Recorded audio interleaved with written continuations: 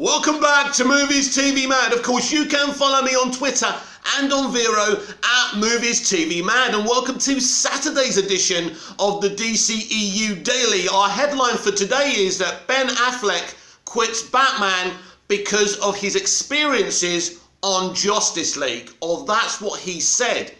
Now, what we're going to do on today's dceu Daily is really translate what he really means. I think there's a huge pressure these days in making blockbuster movies because they really have to be successful. In the old days, in the 80s or 90s, right, a blockbuster could flop. We'll talk about Ben's experiences on Pearl Harbor because I think that's an interesting one. He really doesn't have a great record in terms of box office in blockbusters. What was Ben Affleck doing before the dceu? He was making small movies. I mean, he did do Armageddon with Bruce Willis, which was a successful movie, but even a movie like that didn't have to be as successful as it was. There wasn't so much riding on it. So much was riding on him being Batman, and I think the pressure broke him. As I say, there's a different pressure now. With these superhero movies, they have to work, they have to be successful. And not only could that cost you in terms of your career if they're not successful with the studios and the pressure that the studios put on these creatives today to make sure they're successful, it affects you psychologically as well. We know that Ben has lots of personal issues as well, and I think the expression on his face with that whole unhappy Affleck meme or whatever you call it, shows you he just didn't have the stuff to be involved in these high pressured blockbusters. And I think because you could easily say, well, Ben, if you don't want to play Batman anymore because of Justice League, how comes you're still making movies? Surely, if you didn't enjoy that pressure, why are you still in the industry? And there's a reason for that. Making small Netflix movies or Amazon movies or indie movies, there's a different pressure to them. And it's an artistic pressure. See, what Snyder and Affleck were attempting to do with Terrio in BVS is make a kind of indie superhero movie. And there's an added pressure there. So you're asking the audience to embrace an indie auteur type of superhero movie, and ultimately the mainstream audience and the press didn't embrace that movie. As much as I love it personally, and it's a personal favourite to me, you're asking people to come in who expected to have fun with a movie and take in a lot. There's a lot to take in BVS, isn't there? So I think that Ben Affleck is quitting as Batman because he just can't handle the pressure of making blockbusters. And we can go back to Pearl Harbor. That was a huge flop. Pearl Harbor is one of the most expensive flops of all time. That's not Ben Affleck's fault. He didn't write the film, he didn't direct the film, but that had, you know, big stars in it like Josh Hartnett, Ben Affleck himself, and it just didn't do well. In fact, it's still a mystery how comes an epic like that didn't do well. It just wasn't a movie people wanted. But when you look at something like Titanic, which had similar story threads to it, it was a huge success. It's all about how you make it, how you market it, and you, at the end of the day, you can't force the mainstream audience to like BVS, to like Batman vs Superman as well. So it goes beyond just Justice League. Personally, I think it's futile to keep on talking about Joss Whedon and the Justice League reshoots because it's done. We got the Snyder Cut. Joss Whedon is no longer working within the industry. He has paid the ultimate consequences, but Ben Affleck has said this. Now, there's no one more outside of the industry that knows more about the Justice League reshoots and what happened than yours truly. And what happened there, and this is the truth, that Joss Whedon, the cast and crew, treated each other disgustingly. You see, we've heard a lot about what Joss did, but we don't hear about the cast and crew's attitude towards Joss. Joss was being punished because he took over from Zack Snyder. Zack Snyder was the kind of person who would listen to Ray Fisher's creative opinions on how a black man should be represented as Cyborg. You know, Joss Whedon wasn't used to people telling him how to be creative. And this is the kind of person that Ray Fisher is. I'm not saying that's a good thing or a bad thing. I mean, Grace Randolph talks about Henry Cavill being a diva. Well, why is Henry Cavill a diva?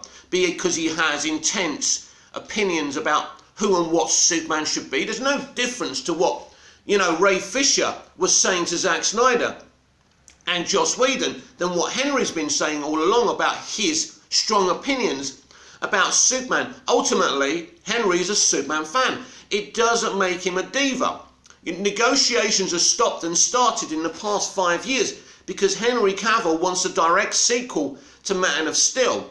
And I believe with Man of Steel, I think will be probably one of the only DC Extended Universe movies to still stand after the Flash movie. I think he's finally going to have this opportunity. And according to a couple of sites now, Henry Cavill and WB are in deep negotiations for him to reprise his role as Superman in another movie. So that's why Henry Cavill hasn't played Superman in such a long time, because the studio have had one opinion and Henry's had the other. The studio are very well aware that Henry Cavill is a very popular version of Superman. I said it yesterday. Henry Cavill and Tyler Hoechlin are great modern day versions of Superman. Superman and Lois shows us some Superman being a hero, but being involved in this modern day family with these two young sons. And one of them suffering with terrible, you know, mental illness and, you know, and anxiety problems. And he's the one who gets the powers. It's a great take. And then Man of Steel is another great take. So it's not like we haven't had two epic versions of Superman in the modern day. The reason people keep on harping back to Christopher Reeve, because it was a more uncomplicated Superman. People could go into that first movie and just have fun with it. Superman and Lois and Man of Steel ask deeper questions of the character, and some people don't like that element of it. So I'm sure Henry Cavill will be back as Superman no matter what anyone says. And I think that there's a big difference here. You know, Ben Affleck said, I don't want to do this anymore, but Henry Cavill has been fighting, you know, the court of public opinion for a very long time, probably ever since Justice League, coming in with the director of Mission Impossible Fallout, you know, pitching an idea to Warner Brothers that was rejected, and he hasn't stopped ever since. Henry Cavill has been fighting and is still fighting to play Superman again, and I believe that he will. Whether or not he's in the Flash movie or if he's in these other reported cameos, Henry Cavill is in deep negotiations to play Superman again, and that's a good move because Henry Cavill enjoys the blockbuster game. I mean, The Witcher is a big pressure cooker, something that really had to succeed for Netflix, and it has. And Henry can handle it.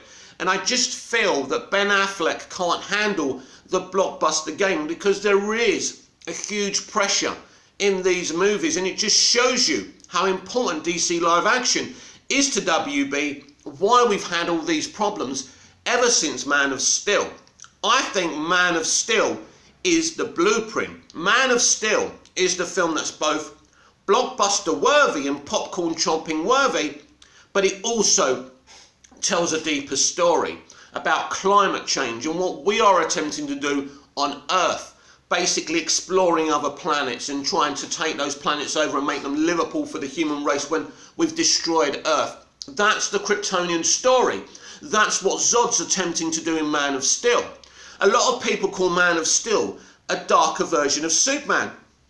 No, I think that's blasphemy. I don't actually think that's true.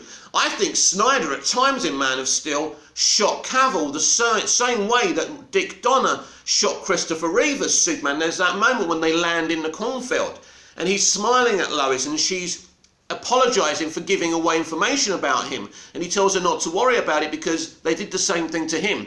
That shot reminds me of Christopher Reeve so much.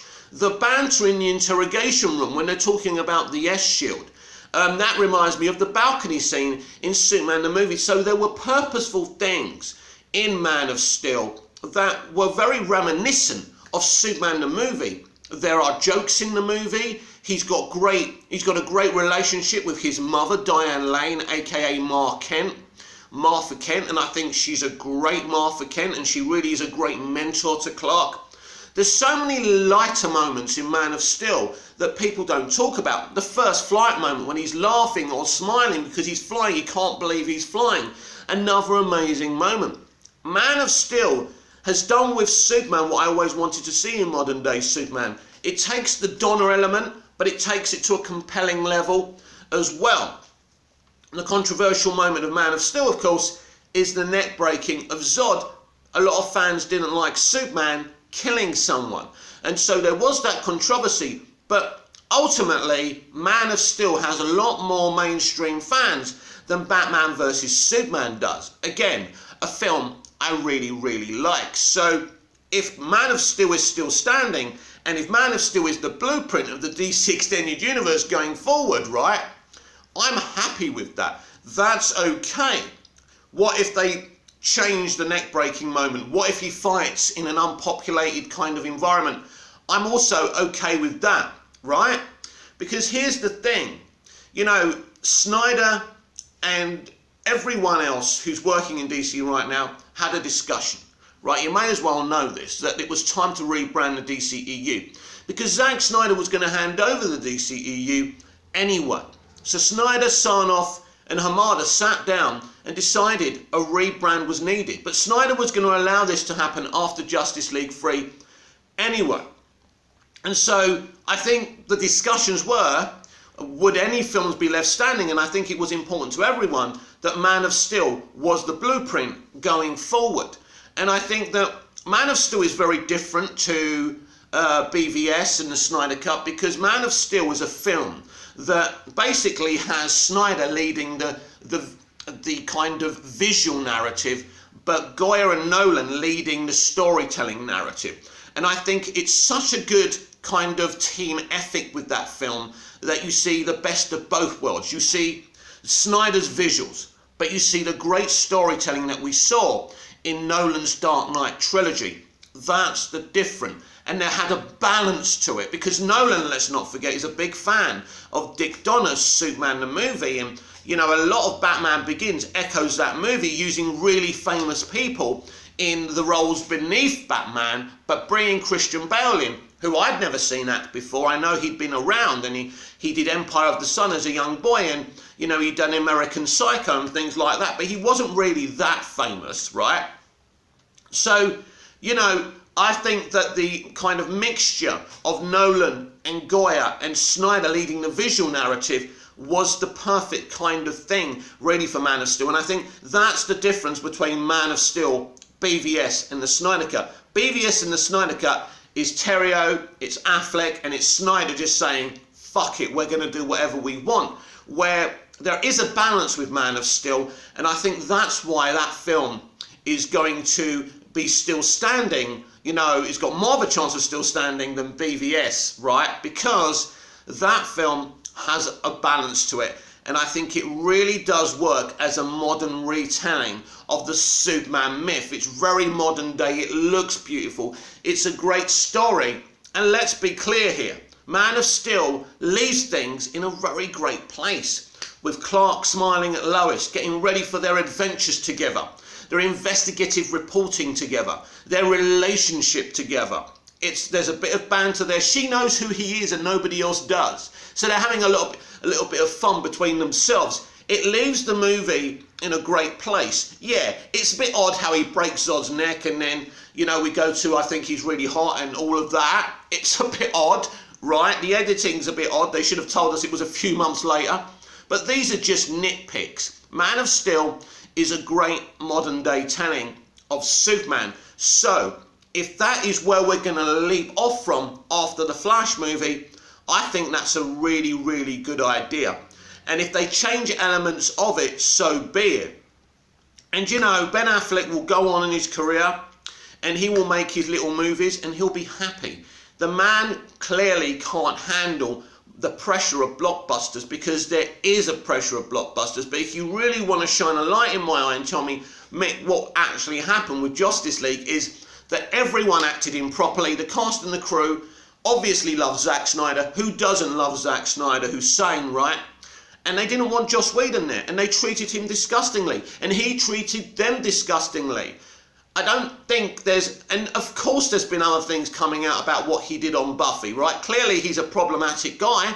I'm not saying that he's not, but then you get people like Scarlett Johansson who kind of are supporters of Joss Whedon, or so it seems, which is interesting. So it's like in life, some people love me, some people don't like me. It's like you'll have your supporters and your detractors. We all have ways of interacting with people, and those ways are not for everyone. So it doesn't mean that Joss Whedon is the devil incarnate. His behaviour wasn't great, but I can tell you the behaviour of the cast and crew, wasn't great either. So nobody acted in the right, proper, professional manner on the Justice League reshoots, because the Justice League reshoots were an automatic betrayal of Zack's vision.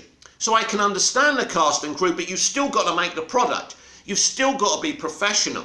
So Ben saying that he was put off of being Batman again after his experiences on Justice League are understandable, but for me and where Ben is concerned, it goes deeper than that. And even if we got Justice League 2, 3 and his Batman movie, that still would have been it for Ben.